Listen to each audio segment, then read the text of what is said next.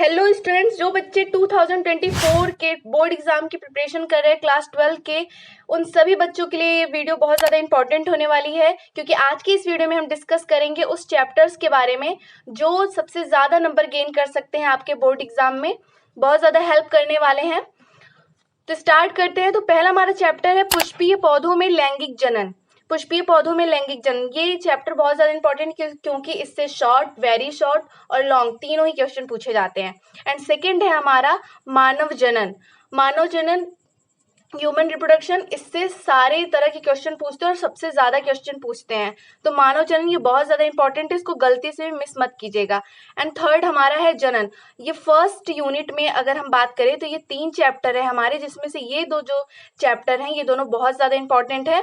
और जनन और स्वास्थ्य से बहुत कम क्वेश्चन बनते हैं। आगे बढ़ते हैं, आगे देखते हैं। आगे का हमारा है फोर्थ वाला, वंशागति तथा विविधता के सिद्धांत।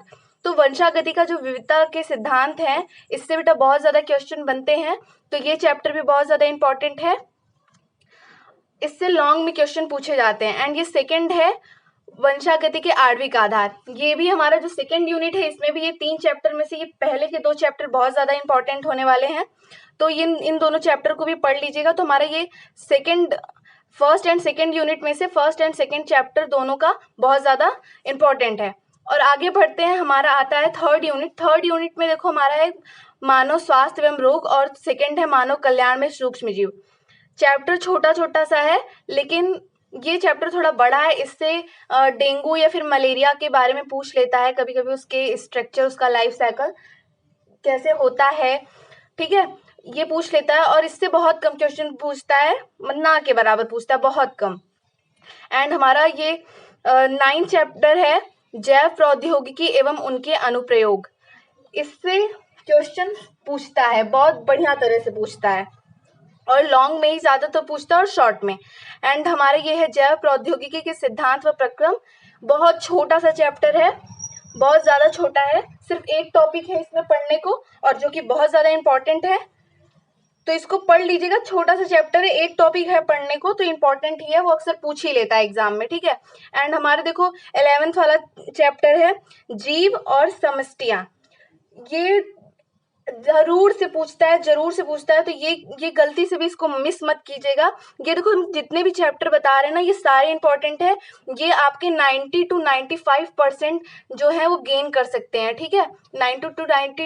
90 to 95% मार्क्स ये गेन कर सकते हैं, तो ये चैप्टर बहुत ज्यादा इंपॉर्टेंट है सारे के सारे। एंड आगे हम बढ़ते हैं, ये हमारा क्या है, जीव और समष्टियां, ये भी इंपॉर्टेंट है।